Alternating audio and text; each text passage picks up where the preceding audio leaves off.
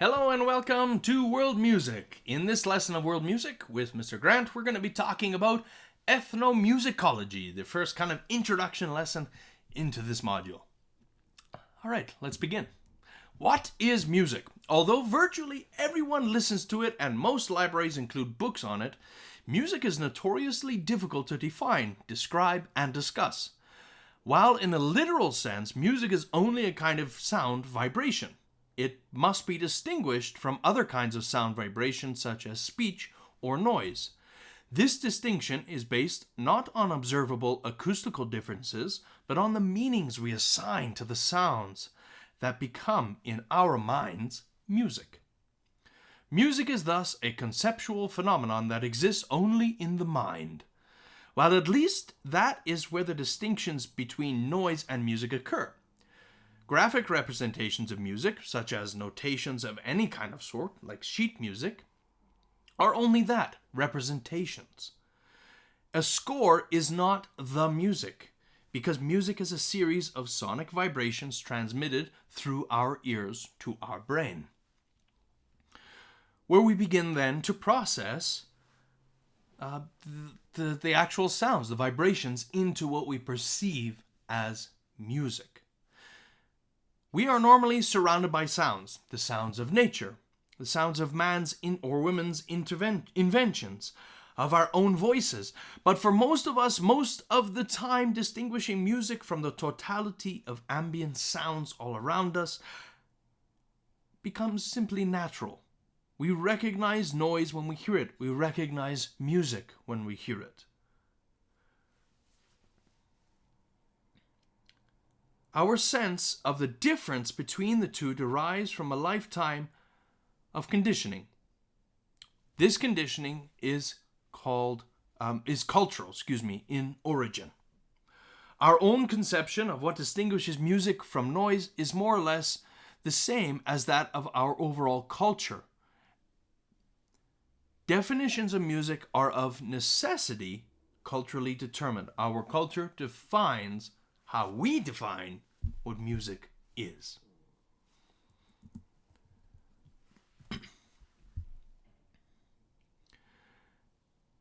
Speech versus song. Can we consider speech as a kind of singing?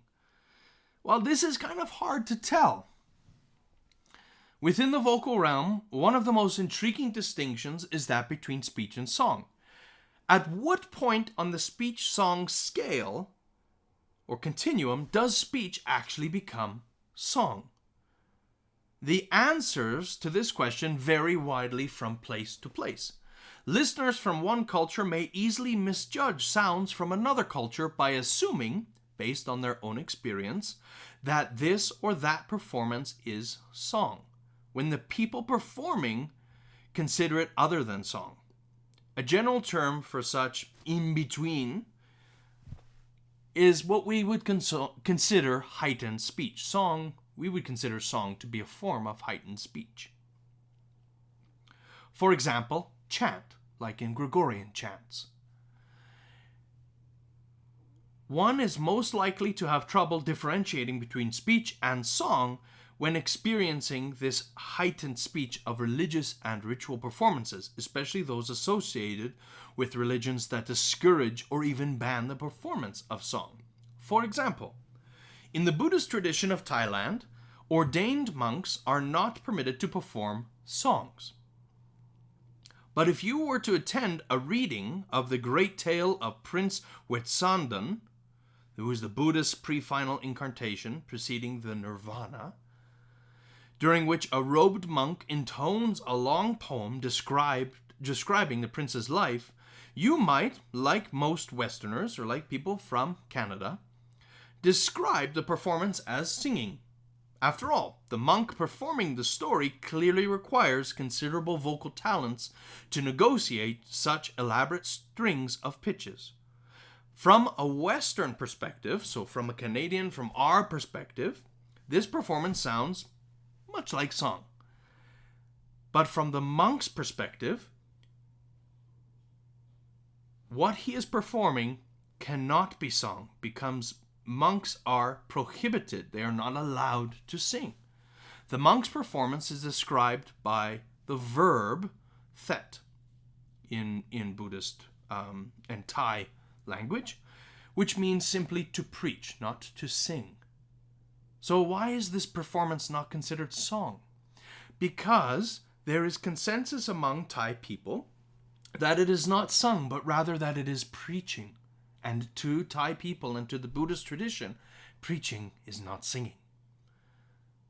Thus, this chanted poetry is simultaneously music from our perspective, and definitely not music from the perspective of the performer and his primary audience. Neither perspective is right or wrong. This is something to remember. But that each is correct according to their respective cultural norms. We would consider it song, but as a Thai Buddhist, they would consider it simply preaching or chanting, not song. This brings us to that concept of, is music a universal language, or is it culturally specific to a specific activity? This is hard to define, right? Because we frequently assert that music is this universal or international language that expresses universal human emotions and transcends the barriers of language. Musical notation is the same all around the world. Boom, we can all understand it. If we're a musician, it is this universal language. In some cases, yes. But when we really dive deep into it, music is not really a language in the sense of our spoken or written languages that we speak today around the world. We use symbols, such as the alphabet, to convey meaning in our languages, with syntax, where we put things together to form words, to form sentences that are governed by grammatical rules. Music does not have this. Can music really break free of linguistic barriers and culturally determined behaviors? Yes and no. Is it truly universal? I would argue no.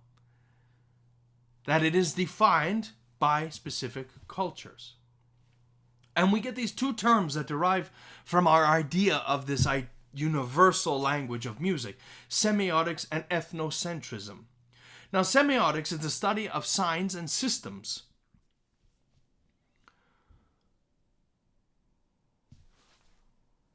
which include music, which can help to explain how music works.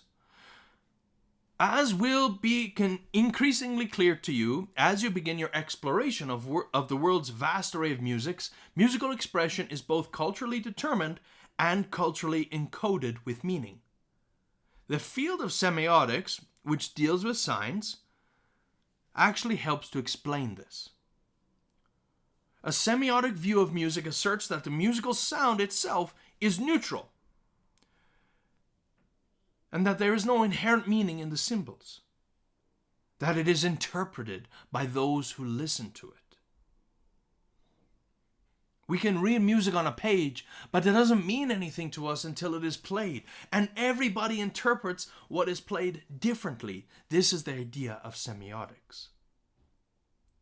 But when we move into ethnocentrism, this is the assumption that one's own cultural background is normal, while others are strange. For example, when we listen to a type of music that we don't like, we consider this not normal. We don't like it. We find it strange and exotic or abnormal. And when musical experts and scholars began to study the music of the world, they compared it to their own backgrounds, to their own musical backgrounds, to what they liked, to what their cultural background was. And many of these ethnocentric scholars came from Europe and North America, believing that our music, the Western way of music, was the height, the norm, and that everything else around the world was odd and strange or exotic. And when we compared it to our cultural background, which, remember, we considered it as the norm, it was different and not normal. What I'm going to hope to try and do is to get you out of this view of ethnocentrism, to look and listen and view and explore cultures and musical backgrounds from all over the world, not to compare them to our own or to compare them to one another, but to see them within their cultural aspect and environment that which they are played. It's important to respect that music and not to think of ours as the center or the norm, but to think of ours as the center or the norm of our culture. And then when we explore music in other cultures, to think of that music as the norm of their culture. Let's keep moving. Ethnomusicology. Now, this is the study of any music within its contemporary or present cultural context. That is what we are going to explore in this course. We are going to explore the fact that music is central to specific cultures and that there is bridging between cultures and that there is this melding, that there is this kind of cross-border, cross-geographical sense to music. That one culture's music doesn't stop at their border. That Canadian music doesn't stop at our borders. That it goes beyond. That West African music doesn't simply stop at the West African borders. And that when they reach our shores, that they are all different. No, there is this bridging between cultures, between musical cultures that we are going to explore. Ethnomusicologists around the world are scholars who go around and they study musical centers, musical cultural centers. They study music all around the world. And it's important to remember that ethnomusicologists, in today's sense, have much more respect for the cultures and the musical contexts of the world as they didn't quite have in the past. Early ethnomusicologists would study other cultures' music and then they would compare it to their own and how it was different and strange or exotic. Modern-day ethnomusicologists have more respect for the cultural varieties of music in their specific contexts in the world, and that's important to note. Ethnomusicologists today do fieldwork. They get outside of the museums. They get outside of the archives. They travel the world. They actually immerse themselves in the cultural context of the musical people that they are studying. They record the music, the colors, the cultures. They talk to the people. They get in, they get into the context, of the cultures of the world.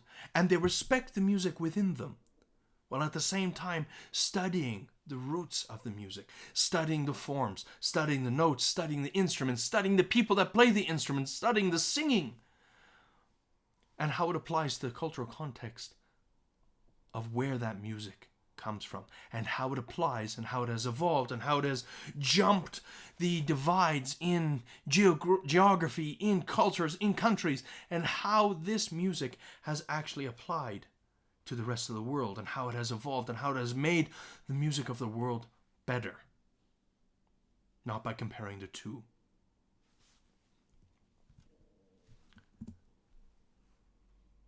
Ethnomusicology has influenced many ways of thinking in terms of what we study: gender studies, political theories, performance studies, how we perform music of the world, anthropology, the study of humans, their movement, the material things that they create and use, as well as popular music studies. How have we bridged the gap between West African music and modern day rap or hip hop or R&B or the blues? How has the transatlantic slave trade influenced our music of today? Because trust me, there is no divide between West Africa and our modern day music. Rock and roll would not be rock and roll today without the music of the early slaves who came to North America, not under their free will, but how music helped them get by. How do we listen to music? The ability to recognize various musical traditions and express some knowledge about them is a great start towards crossing the cultural divides that often divide us. Political backgrounds and opinions really do divide us in this world. And that's not okay. But there is one way that can bring us together, and that is music. And we will take a look at how music has bridged these gaps, has brought cultures together, has brought people together. Let's take this journey with me. Throughout the next 10 weeks, we're going to learn all about the culture, the world of music. We're not going to learn all deep into it, but we're going to just touch the surface so that you have the opportunity to go deeper if you wish. That's all I have today. Thank you very much for watching and listening. Please make sure that you answer the discussion question on our Google Classroom for this week. We'll talk to you later. Adios for now.